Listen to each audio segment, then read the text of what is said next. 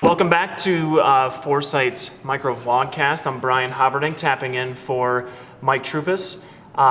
We just talked about how the energy management path begins with using less. Now we're going to talk about using energy smarter. And the topic of conversation today is occupancy controls.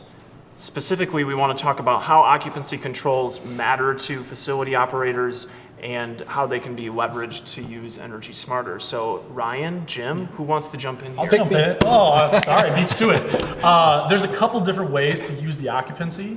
First one being just to set timers, kind of time of day scheduling. If you have an office building that's used early to late. Nobody uses timers anymore. People still use timers. And maybe if that's the first step, that's the first step. But then there's also sensors that can be kind of added on top of the timer that you've put in place.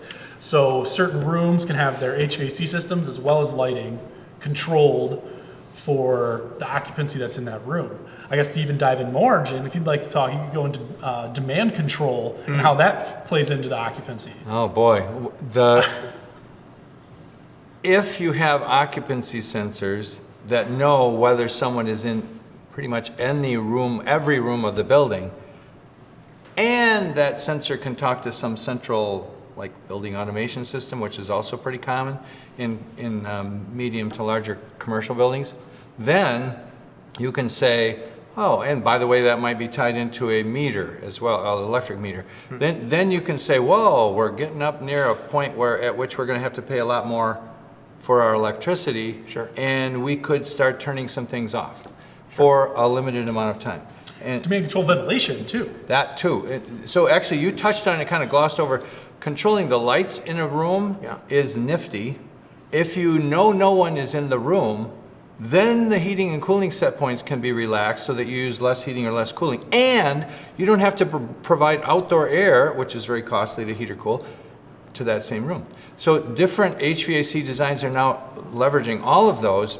And actually the trick, which seems to be the case in our recent projects, is that the HVAC controls people don't really talk well to the electric controls people, and getting them to communicate clearly and effectively is sometimes a challenge. It's technically, it's not easy peasy, but it's very doable. And what I'm hearing is this also has a lot of implications to the cost on your bill because of how utilities have been responding to demand response and time of use rates, which I know we'll probably get into. And the codes require all these controls, yeah. And so you basically want to use them effectively. There you go. Cool.